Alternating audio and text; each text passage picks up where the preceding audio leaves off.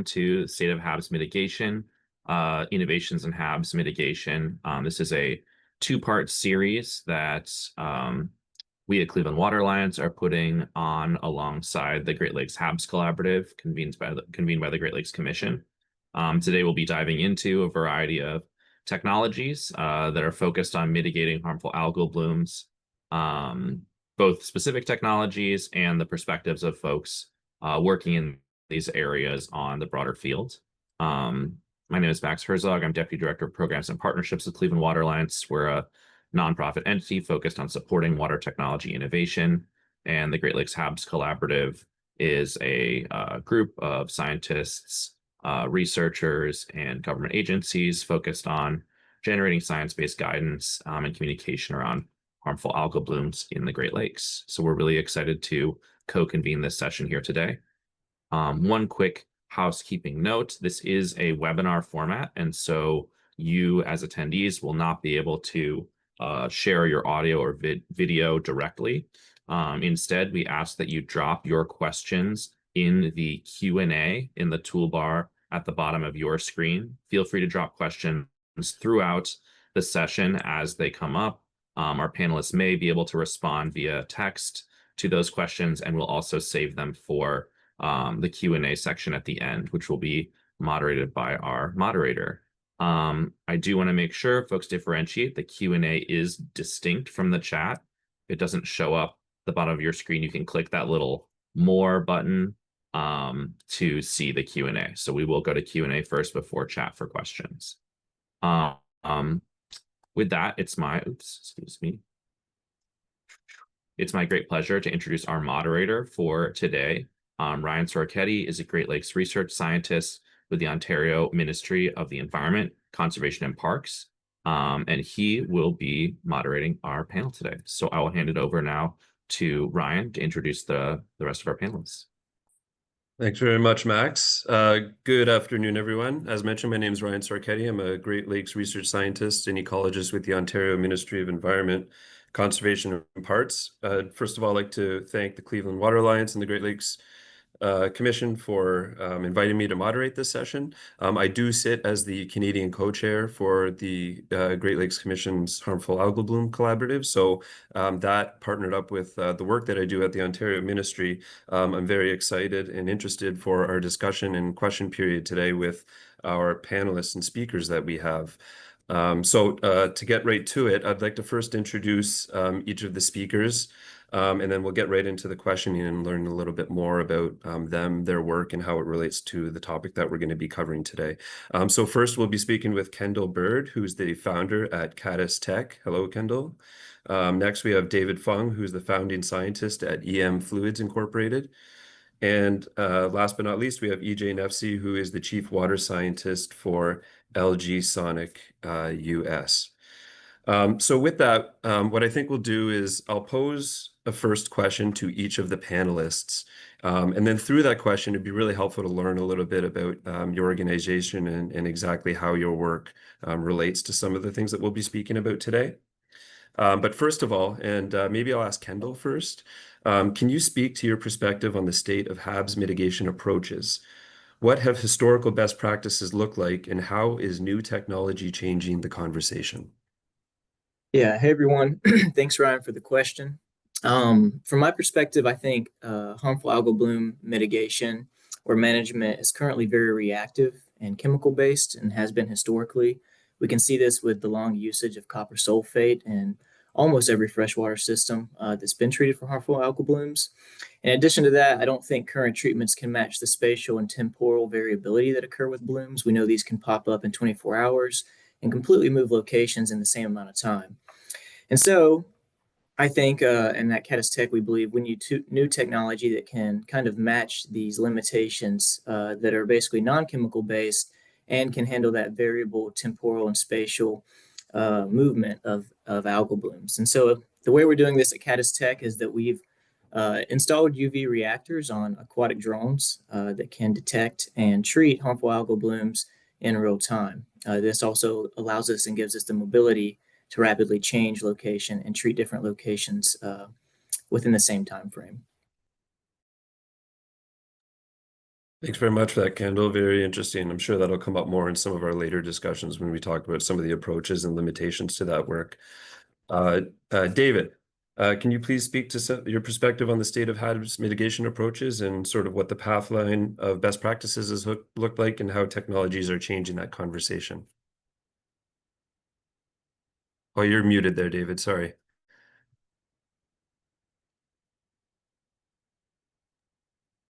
Thank you, Ryan.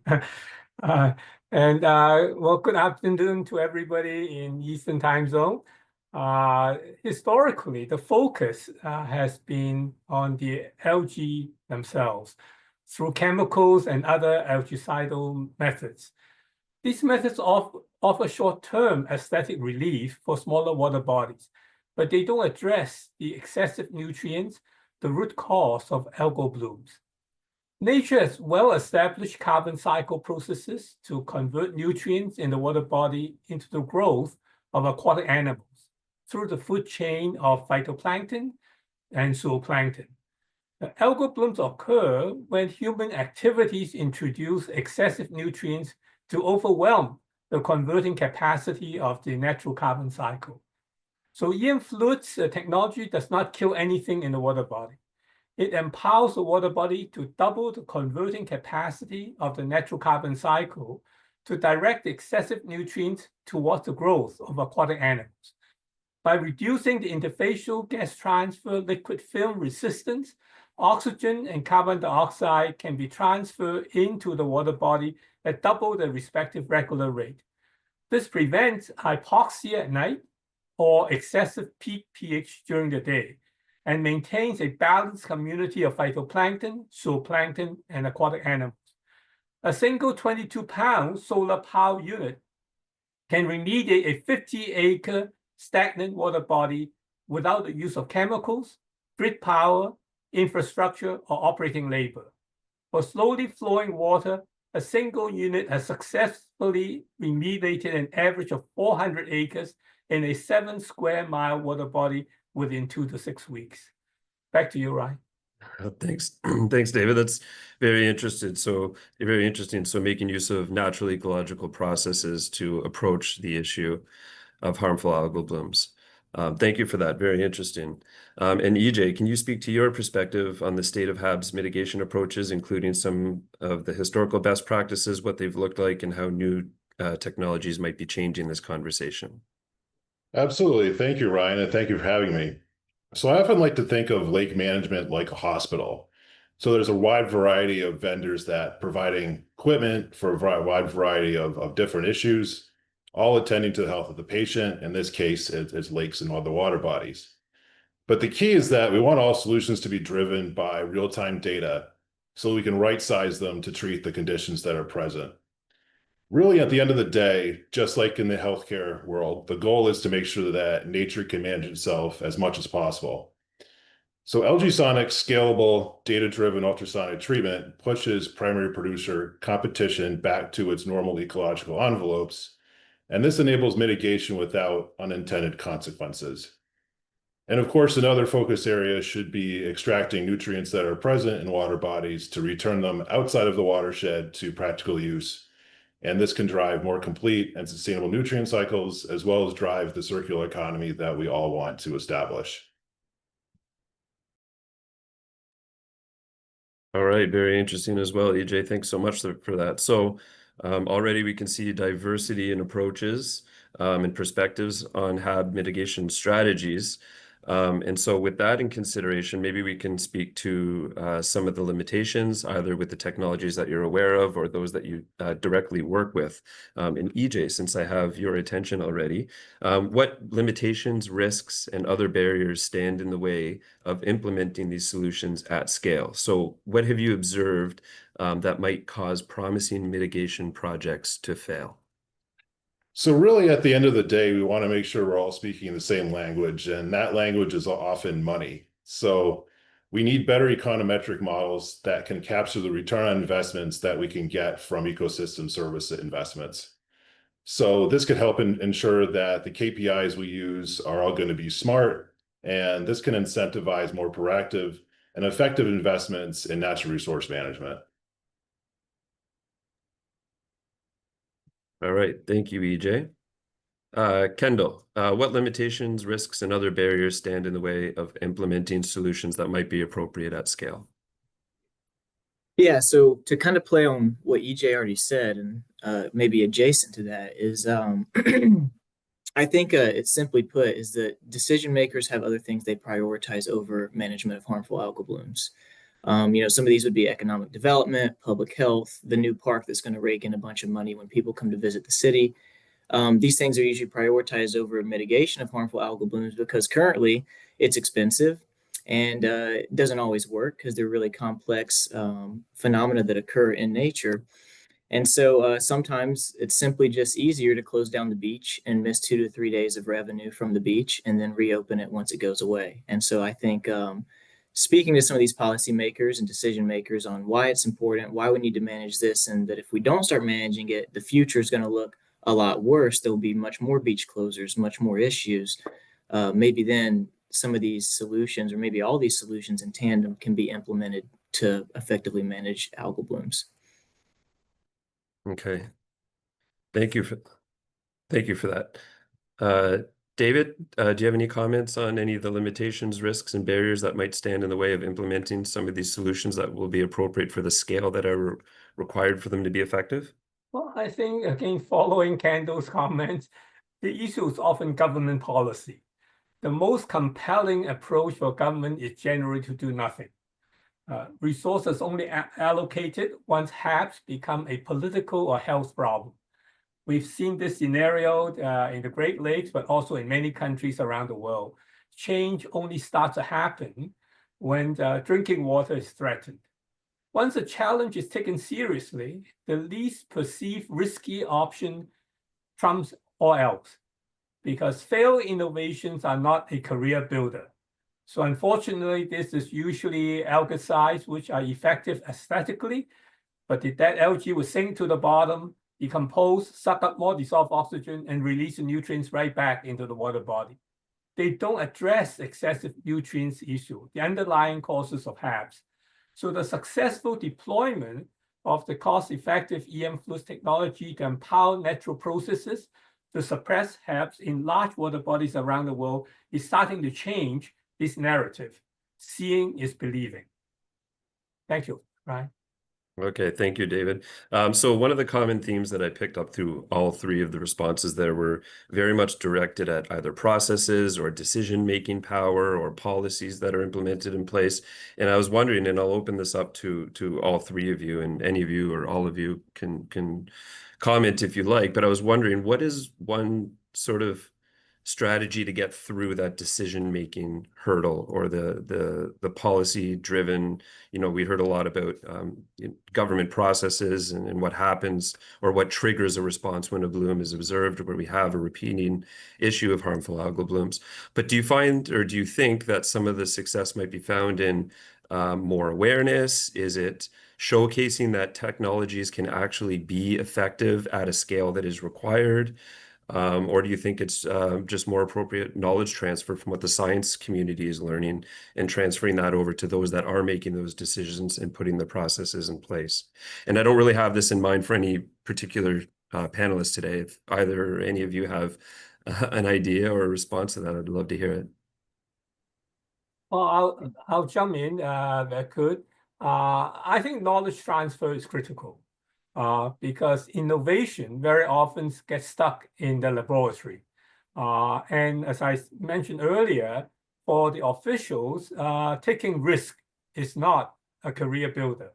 So, but in restoring the power of nature will always be the most cost-effective and ecologically balanced approach.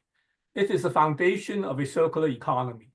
The future needs to involve fundamental policy shifts towards reducing entry of excessive nutrients into the ecosystem, which is the subject of the next webinar. But in the meantime, based on the successful experience in Canada, Louisiana, South America, and Asia, deploying the solar power self-contained EMF device or similar technologies on existing navigation buoys 1 mile apart along the affected shoreline would empower the natural carbon cycle to suppress HABs in very large water bodies like Lake Erie. The performance can be easily monitored by satellite images and cellular connected continuous data loggers. So we need to center large ecosystem management with minimum human intervention. Thank you, Ryan. Thank you, David. That's great. Kendall or EJ, did you have any ideas? Yeah, Ryan, I can speak to it. And just simply put, I think if you can talk to a decision maker and speak to the simplicity of implementation and then how low at what a low cost that you can implement at, then there's not much of an argument. It's kind of just of like, when can you get started? You know, if you can do it simply and you can do it at the cost that they want, then there's not much negotiation that needs to occur after that, because you're solving a problem within the budget and in an easy way. Okay, very good. Thank you for that. And maybe just focusing a little bit more on the issue of scale. I was wondering if some of you can at least comment on how your work or work that you're familiar with is actually getting at the scope and scale of the mitigation that's required. Because as you know, in some instances, an entire water body, like a small inland lake, might undergo a harmful algal bloom occurrence, and it might affect the entire lake. Whereas in particular Great Lakes, there may be only specific or certain areas that are more or less prone to harmful algal blooms or excessive growth of algae. So if it is tied in with pitching the right ideas to either policymakers or government agencies, how do we focus on that scale to show that it is the work that's being done to improve these mitigation technologies are really focusing on the appropriate scale? Yeah, Well, for us at Caddis, it's a swarm technology. So with a single drone, we can clean, say a smaller inland lake or pond, 3 to 5 acres. But say you want to clean something like Sandusky Bay, much larger, right? We know this thing has harmful algal blooms that occur yearly almost. We're lucky if we go a year without seeing one. And so with something like this, newer technology that is, kind of being used in, I would say, almost any industry, is the idea of multiple small drones that all can communicate and all talk and work together to fix an issue. So an example would be, say you drop 15 of, we like to call our aqua drone manta. So say we drop 15 manta units into this bay. They're all patrolling their own sectors, but then when one finds a problem area, we can all converge on this sector. So you get faster, incredibly efficient cleaning, and then it's back to patrolling. So you can cover a large area and then really focus treatment as needed to prevent these blooms from ever getting out of hand. I Very think in our interesting. case, if you remember that I said that with a single unit floating tied to a navigation buoy, it can treat 50 acres of water. And basically, it takes excessive nutrients, convert them into growth of aquatic animals, and you would not be able to see any algal blooms because nature has taken back control. And for flowing water, slowly flowing water, as I said early on, we can do 400 acres with one single unit floating in the water. So from a scale perspective, our technology is basically using nature's power. And by doubling its ability, then nature becomes dominant, and algal bloom will simply be suppressed. And then from LG Sonic's perspective, we have a buoy technology that can manage 20 hectares or 50 acres. So the answer for larger bodies of water is just to add more buoys. And because we have water quality sensing on most of those buoys, we can get a nice representative sample of what the water quality dynamics are across the water body. And by adding multiple buoys, we've added up to, I think, about 50 buoys, so we can cover thousands of hectares using our technology and get a really good idea of what's happening with the lake. And we also use, things like remote sensing and other, forms of observation to inform our technology and inform our management.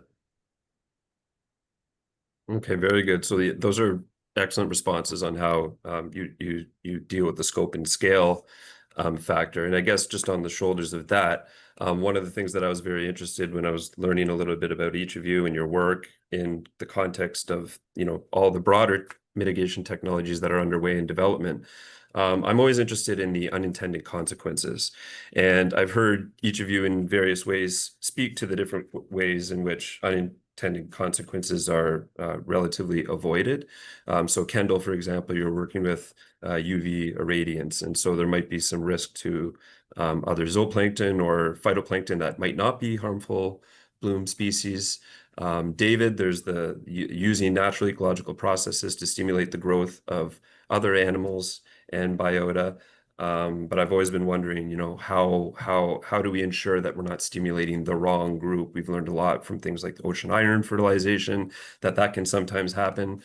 So that is very much a factor. And then EJ, with the sonication, I would imagine that there would be other members of the trophic food web that might be impacted through sonication exposure. And maybe just while you were the most recent to speak, do you have any comments on how those unintended consequences for yours and maybe even other emerging technologies can be mitigated? Yeah, absolutely. So it's one of the important things about our approach to ultrasound is we do use a low power solution. So it's not going to cause cavitation. It's not going to break apart cells or get cyanotoxins into the environment. We want to make sure that those cells are intact, that they can sink to the bottom of the lake and can get processed by the native flora that are there, and they have the ability to, really process those cyanotoxins to safer byproducts. So that's a good thing. Also, because it's low power, it doesn't have any impact on the other primary producers, especially from the zooplankton perspective. So we have done some research that shows that there is no gradient of reproductive success with proximity to the transmitter. So that's definitely a positive. And because we've reset the primary producer population from cyanobacteria dominance, for example, to green algae dominance, that's a lot more bioavailable to the other primary producers. And you tend to see a really positive trophic cascade all the way up to fish, fisheries, and humans. And one of the things that our operations team often sees when they go out to service the buoys when the transmitters are on, the fish really do like to congregate underneath the buoys and use them as shade habitat. So they're not bothered by it whatsoever. And really, as I say, the biggest risk to fish is that they're going to be more subject to targeting by the local heron because the water quality is a lot clearer. So the fishing is a lot better. Very interesting and good. Thanks for that. And since I did bring this up, I do want to give each of you the chance to comment on this, just to kind of highlight some of these, because I think that's a very positive outlook for some of the emerging technologies, different ways that we do find benefit in these. So maybe David, do you have any comment on that? Yes, I think that, as I said, that nature really is very capable of balancing itself.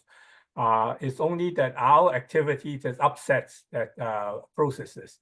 So if we look at a water body suffering from eutrophication, in the morning, the pH may be 7.5 to 8. But with the excessive nutrients, the intense photosynthesis during the day, by 6 p.m., the pH could be 9 or 10. And that high pH would suppress the zooplankton. Daphne doesn't like pH above 8.5. And if you get over 10, even copepods are now in trouble. And without the zooplankton, then all of a sudden you've got algal bloom, the fundamental predator. So you upset that natural carbon cycle. But on top of that, when we look at the issue of HABs, it is cyanobacteria that is creating the issue. And cyanobacteria is different than other algae.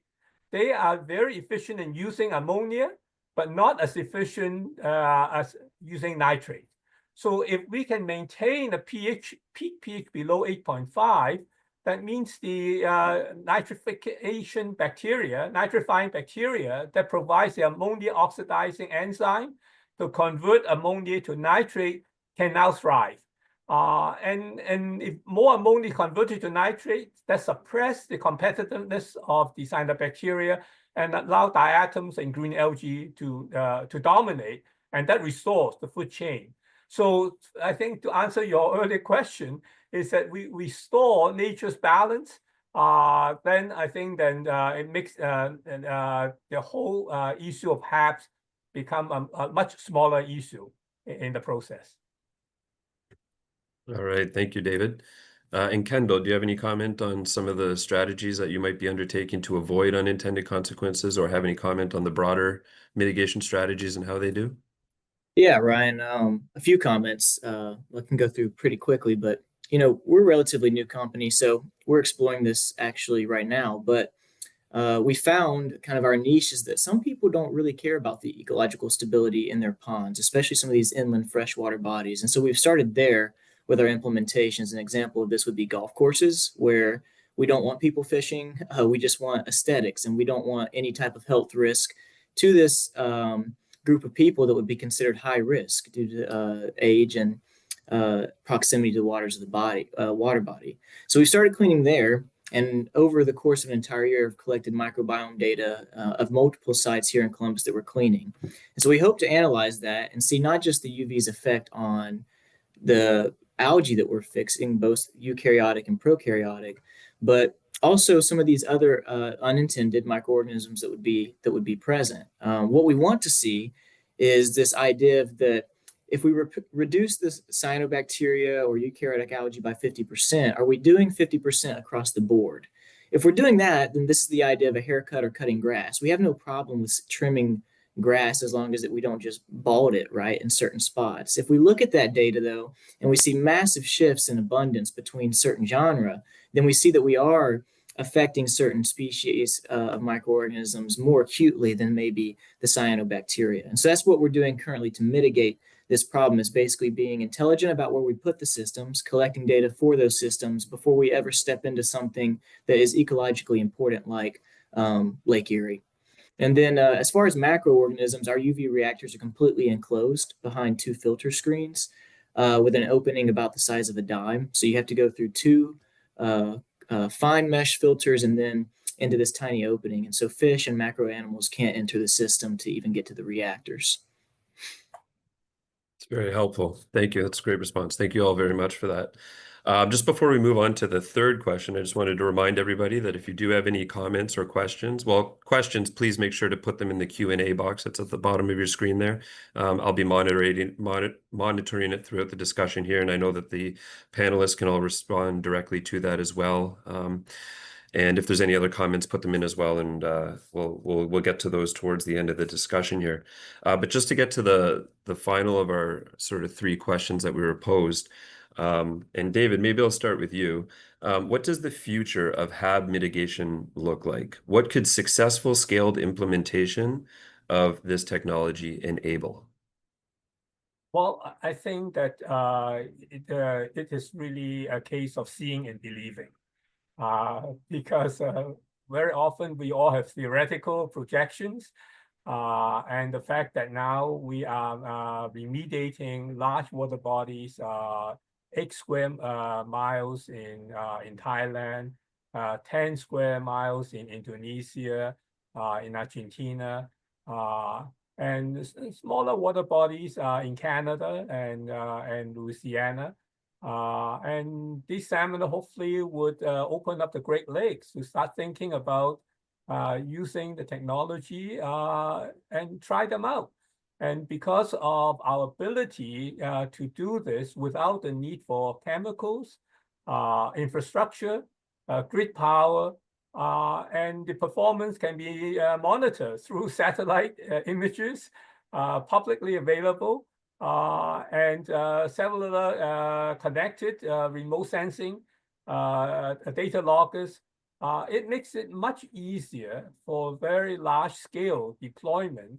And as I said, that if we would deploy it 1 mile apart, in fact, if they're too close together, they would interfere with each other, and using existing navigation buoys. So we are really creating a technology where it makes it very simple for people to try them out, and within 2 to 6 weeks, and they would actually start to see the results, especially if they monitor the pH, and they'll find that the ability to move carbon dioxide from the air into the water body during the day and suppress the peak pH is a fundamental mechanism to suppress algal bloom and protect the zooplankton population. Thank you. It's great, David. Thank you. Kendall, what does the future of HAB mitigation look like? Yeah, so at Caddis Tech, what we think is, and I'll use an analogy here, is that at least me personally, when I go grocery shopping, I hate having to go to 3 different grocery stores. It's annoying, it's not efficient, and then you might gawk at certain prices because the other place was a little cheaper. And so, what we think is that we can put all this into a single platform. Like, why make lake management this incredibly difficult and intricate process when we could provide a platform that can do all of this? And so with Manto, we have we like to say that there's monitoring, prevention, and treatment all in a single device. And even if you don't need the treatment, we can still send the device out to collect water quality data, not just in a specific location, but across the entire water body. You need bathymetry mapping. Well, the system's modular. Let's pop off the UV reactors 1 week and go map the entire pond. Now we have depth profiles, water quality data that spatially extend over the entire water body, not just one region or one bay. And with this data, you can improve not only our treatment, but provide this to those decision makers and say, like, man, look how great this is. Now we know where we need to put resources, and now I can give you a real budget instead of just asking, let's hope we get this money today, right? Very interesting. So I was going to ask everybody about unintended benefits, but you've both so far hit on a couple of those in your responses to this question. So that's great as well. EJ, what does the future of HAB mitigation look like, and what could successful, scaled implementation of this technology enable? So we want to have communities be empowered with data they need to make decisions about their lakes. So you can't manage what you don't measure. We also want to make sure that we can combine real-time data with local knowledge, and local knowledge is so extremely important to unleash natural capital and empower economic development for more prosperous communities. Yeah, very interesting.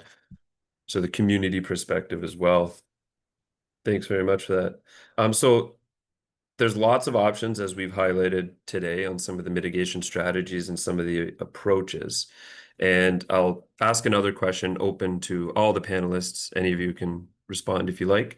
But do we see the future of HABs mitigation as a single strategy, a complement of strategies, a grouping of efforts, multiple mitigation technologies developed? Or do you feel that we should focus on, one sort of effort and refine that so that it's scaled, and maybe the scale and the appropriateness of the scale is what determines that? But how do we see sort of the consortium of technologies and engineering technologies that are coming out of all the approaches to addressing some of the HABs issues that we're experiencing in lakes? I can speak on this really fast, but I think with something as adaptable as algal blooms and as intricate, it would be almost impossible to say that a single person has the solution to fix everything. Especially the size, the scale of ponds, water bodies are so dynamic, from 1 acre up to something the size of Lake Erie. And so my perspective is that you have kind of this consortium of people that have great solutions, and they really truly know where they're applicable and where they should go. And you maybe drop this kind of facade of pride and work together to actually make a difference in the world. And so simply put, I think it's multiple solutions all working together for the same cause. Thanks, Kendall. Did everyone else have any comments on that? I think one of the questions that's been posed on the Q&A was that when you may not have excessive nutrients, HABs can still happen. And so again, I think that none of us would say that a single solution is the approach, because there are always different circumstances under which if somebody, like in China, when the officials are coming to visit your area, having a solution 6 weeks away is not really useful. So then what do? You put chemicals in, you clear out the whole thing, everybody's happy. Well, then you worry about the rest. But I think overall, our view is that empowering nature to take back control is fundamental. So even in waters without excessive nutrients, if HABs occur, it's because that the conditions allow the harmful algal bloom to dominate.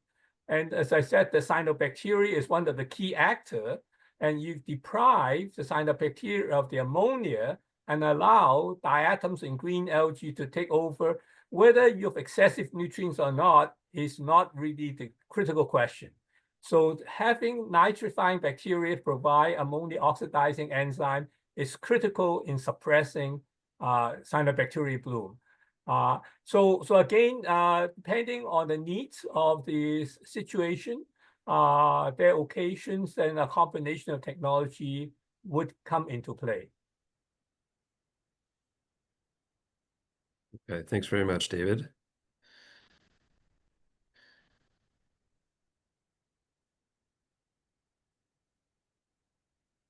Okay, so that's all the primary questions that we had for discussion today. I'm going to take a look at the chat here and see what we have. There's a number of questions in the chat, or sorry, in the Q&A box. So if you do have any questions for Q&A, please put them in there. Maybe I'll pose a few here to our panelists. There are some that are directed. So David, there's a question for you here. I understand that HABs are linked to excess nutrients. However, there are also occurrences of HABs in oligotrophic or low nutrient lakes. It sounds to me like your HABs mitigation strategies are designed for eutrophic or nutrient-rich systems, but could you speak to how this approach could be adapted to address HABs in oligotrophic lakes where nutrient and bloom drivers differ significantly? Well, as I described earlier on, the issue really is ammonia. If you allow the nitrifying bacteria to thrive, nitrifying bacteria are aerobic and they're very selective. They need a pH below 8.5. Those are the conditions that you need to provide it so that the nitrifying bacteria can provide the ammonia oxidizing enzyme to convert ammonia to nitrate. So it doesn't have to be excessive nutrients. It is a balance, right, of the nutrients. And if you deprive the cyanobacteria of the ammonia and allow the other species to dominate, then you restore the food chain and the nutrients will go away in the forms of more aquatic animals. Okay, thank you, David. We have a question here for all of the panelists, and any or all of you can respond. It feels like most HAB solutions right now are about fixing the problem in the water once it is already there. But what about stopping it at the source, like tackling nutrient runoff, sediment buildup, and land use issues? Without those upstream fixes, aren't we just treating the symptoms over and over instead of actually solving it? Yeah, Ryan, I can speak to this. So yeah, I think you're right. I think we do have to fix or I think we do currently fix the problem in the water. And the reason why is the things you just listed off. You're talking about land management, you're talking about different counties, different cities, different states, all inputting into this system. So that is a much larger problem that will take many years to solve. Some that reason due to its political ties and things that just take time to be changed. And so there needs to be a barrier that can prevent these blooms from occurring and harming people until that solution can be fixed. And then kind of a flip to that is that not only is that such an intricate problem that spans so many states and so many regions, but also ground transportation of this nutrients is already in your groundwater system. And that's going to take 50 years plus to get back into the water system. So you're going to be experiencing these blooms, even if you stopped all the nutrient input right now, you still have it moving through your groundwater and it's going to still input to your system. So you need management of the water right now and also management of the nutrient input, my perspective. Thanks, Kendall. I see that Max has his hand up, but did anyone else have a response to that before I move over to Max? Yeah, I just want to add that with a warming world, we're able to do more with less in terms of nutrients. And there was a study in Ontario that showed that for 26% of the lakes which had harmful algal blooms were actually oligotrophic. So we are seeing blooms in cases where nutrients are very limited. But I mean, obviously it's true that nutrient management is essential. Thanks, EJ. I think in our case, our strategy of managing very large water reservoirs with nutrient input is to place our units actually up at the estuary. And if we can actually convert the excessive nutrients into the food chain before they start contaminating the large water reservoir. And this is what we're doing in Argentina and also in Indonesia. And that worked out to be a much better strategy than allowing the whole water body to be contaminated and then try to treat a very, very large water body. Thank you, David. Max, did you have anything to add, or? Yeah, apologies for interjecting in the panel, but just to plug as well, and I will at the end again, that the kind of companion discussion, webinar discussion that we'll be having on October 15th will also focus on some of the technology side of nutrient mitigation and looking at what are the innovations in that area as well. Thanks, Max. That's great. Okay, so I have another one for the whole group here. Have you considered how treatments would impact the extent of dead zones and overturn of freshwater bodies? Any possible unintended consequences? Well, actually, we have actually experienced that because in many water bodies, because of thermocline, the oxygen from the upper water layer, the epilineum, could not really go beyond the thermocline. And what we have found in this case in Thailand is that by having a well-oxygenated water body, when the seasonal turnover comes around, the mixing of the anoxic water at the bottom with upper layer would come up with an average oxygen content that was high enough to support the fish population without creating massive fish kills. So we see this kind of water turnover in Canada and in the US as well. But it's more intense in some cases in the tropics when they have very hot suns, like in Israel and the inland part of Brazil and so forth. So the strategy is that you really need to expand the upper oxygenated layer and keep them well oxygenated. So when the temperatures start to change, when the turnover comes around, there has to be enough dissolved oxygen in the water body to support the life of the aquatic animals. Great, thank you, David. Did anyone else have comment? Yeah, so one of the things that we observe as the Secchi depth improves and increases is that dissolved oxygen is able to diffuse a lot more effectively throughout that entire water column. So when that turnover happens, there's a much more good, oxygen state so that it's much more resilient to turnover events. Thanks, EJ. Okay, I have another question here for the entire group. Is there any concern or effect from various technologies presented if used at or near water intakes for municipal drinking water systems? So that's actually one of the more classical applications for us at Algaecides. So we have big cost centers in terms of plant expenses. So maximizing the length of runtime for absorption media, filtration media, and reducing the time that it takes to maintain those is also going to be really effective. So we often see with our technology that by reducing the biomass that's going through those filtration technologies, that we're able to get those equipment to last longer, and that there's a lot less hours that are involved in maintaining it. So definitely is beneficial for water treatment plant operators in that regard. We have deployed our units in the drinking water reservoirs in Indonesia, and we actually have now operating data to demonstrate that by reducing the viscosity and surface tension of the water, we are accelerating the agglomeration of suspended solids. And with reduced viscosity, higher settling terminal velocity, so we end up with less material going into the water treatment plant. And together with the suppression of algal bloom, And as EJ mentioned, and with fewer biomass going into the system and low pressure drop across the filters, we've demonstrated we can actually save the pumping power requirement very consistently.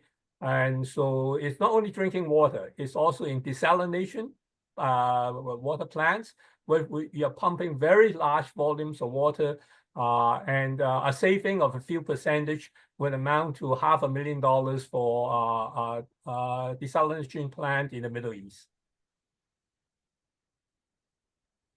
Hi, Ryan. Just to piggyback on them, basically at water intake points is where we would like to place these things. We were talking about the issue of scalability. Well, why clean the whole water body if the kind of problem area or what you want to make sure is clean is coming into a water intake pipe? And so we can focus and localize our treatment into those areas. If, whether that's to fit into budget or to fit into practice, that's doable, kind of based on what EJ and David said as well. Very good. Those are great responses. Thanks all for that. HABs frequency is increasing with warmer waters. Are we innovating with climate adaptation in mind, or are we just playing catch up with bigger blooms each year? I think from our perspective, we are operating over very large temperature zones. EM fluid is now on all 6 continents. And by the way, EM is not electromagnetic. I think a lot of people equate to that. EM is equilibrium modulated because our technology is basically driving everything back into equilibrium. If the system is not off equilibrium, our unit would do nothing. It's only when you have a deficit of dissolved oxygen, deficit of carbon dioxide, then the unit would then accelerate the process back towards equilibrium. And that's how we empower nature. And so for warmer water, it has less ability to hold oxygen. But on the other hand, if we can accelerate the transfer across the interfacial barrier by lowering the liquid film resistance, then whether it's warmer or cooler water, we are driving system back to equilibrium, and nature would then take back control. Thanks, David. Yeah, for us, we're definitely thinking about climate change and what this is doing to warming our waters and so on. For us, the way that we've kind of done this is we definitely don't play catch up. You wouldn't call Caddis Tech if your pond looks like turf. You call us to drop in our unit here in Ohio early March, and then you just never have the issue of a harmful algal bloom occurring. So we don't deal with maybe a more intense one or these things because we just never let it happen. I guess an easy analogy is that like a Roomba for water is the best way to explain it, right? Like I don't have to clean my house 100% if I do it every single day. Eventually it'll be clean in a week, and then it stays clean because of the frequency that I can meet of treatment, not because of the intensity of that treatment. Yeah, and we take a similar approach too. So we're more of a proactive solution, and that's also the power of real-time data collection, is that we're able to respond to conditions as they change. And of course, as an organization, we're always driven by the process of continuous improvement. So we're in it for the long haul, and as the climate changes, we're going to match it. Very good. Thank you all for that. We just have 2 more questions in the Q&A box here, and they're both related to economics and incentives. So the first I would ask, could nutrient credit markets work in parallel with carbon markets to fund HABs prevention? Does anyone have an opinion on that? Yeah, I think simply put, if you can accurately and systematically quantify nutrient credits, then yes. But the problem, we've seen this actually with carbon credits already, is that how do you make a standard and who believes that? And I think that would be kind of the biggest thing to overcome. But sure, I mean, we see out west with like water banks where these people trade excess water to the next state. I mean, I think this idea of credits is great, and it creates this circular economy around an issue, which is a beautiful thing. But standardizing how you quantify credits and making people actually believe they're worth what you're saying, that's a very difficult thing to do. We have actually done pilot work and field work to demonstrate by being able to oxygenate the water body more efficiently. We create an environment for aerobic methanotropes to thrive. And for methane bubbles rising from the bottom of deep reservoirs, by again reducing the liquid film transfer resistance, we allow the methane to diffuse into the water faster. And so the bubble end up being a lot smaller by the time it comes to the top of the water surface. And we've demonstrated a reduction of methane emission in these very deep water reservoirs and very large water reservoirs by the 20 to 30%. By simply accelerating the oxygenation of the upper layer of the water body. Very interesting. Thank you. Okay, and the last one I have in the Q&A box, open for everyone, is there believed to be an economic target? So, for example, price per acre that, if met, would enable wide-scale adaptation in the US? I'm assuming of your technology. So, is there a target to strive for that, that if met would enable your technology to be broadly adopted within the US? Yeah, at least from our perspective, I think looking at it as a service and looking at a service that can be broken up across household is probably the best way to think about it. So, if you're getting clean water in front of your house, probably one of your biggest investments for maybe the price of 1 to 3, streaming subscriptions, I think that becomes a really powerful, price point to have, pretty much your most important service that you have, your drinking water, your recreation water. And that really puts it into perspective. What we have seen is that, as I said earlier on, for government regulators, the best thing to do is to do nothing. And so we have not really seen any government regulators who would go out and do preventive measures, because their dollars are always being demanded somewhere else. And so I think very often it's really a case of what is the least cost alternative. And usually until drinking water is being threatened, most government bodies would just talk about it, but nothing will happen. In the case of Israel, what we found was that in the national park, they have a water body that are suffering from E. coli contamination because of all the waterfowl they keep in the park. And Israel is also the migratory bird center between Africa and Europe. And they could not run water sport because the E. coli concentration was over 5 to 7,000 per 100 mil. And again, by maintaining a peak pH below 8.5, we allow the predatory bacteria to go after the E. coli and the gram-negative bacteria, and we move it back down to 500. Not good enough for swimming, but good enough for restoring water sport. So again, it's very often reactive because that's how government works. Ryan, just quickly, I think that price per acre is different depending on what entity you're talking to, right? A golf course will pay supreme price to make sure that all their current clientele is happy with the visuals of the water body. To David's point, you talk to a municipality and we're talking about the health of people, and they're worried about, $1 per acre. And so this is something we're actually exploring at Caddis right now currently, and it's been fun. But what we've kind of jumped on or laid on is, if we can provide you a better product that does a better job of treating at a higher frequency and provides higher data for the same cost you're currently paying for a lake management company, that's a good place to start on that question of price per acre. And then from there, as we innovate, as we learn new ways to do this and new ways to implement, your costs will go down. Very interesting. All right, thank you all for that. And I don't think there are any more questions in the Q&A box. And if I can add, Ryan, I think Sure. that because our one single unit can treat such large water surfaces, so the cost per acre is not really the issue.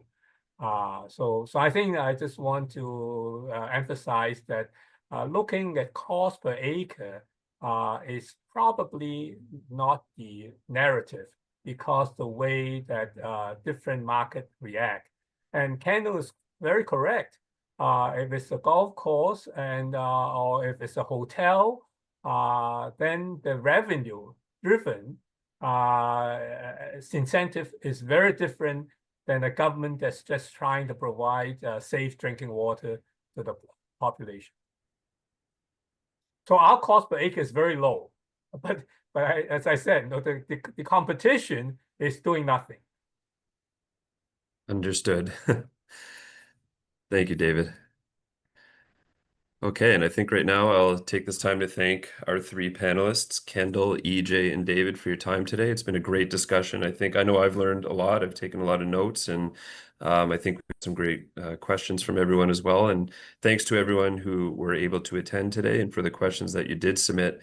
As Max mentioned earlier through this, there will be another part of this seminar series in the fall. So that'll be in October, on October 14th, same time over the noon hour from 12 to 1. And the topic will be innovations in nutrient management. There's a QR code on your screen there.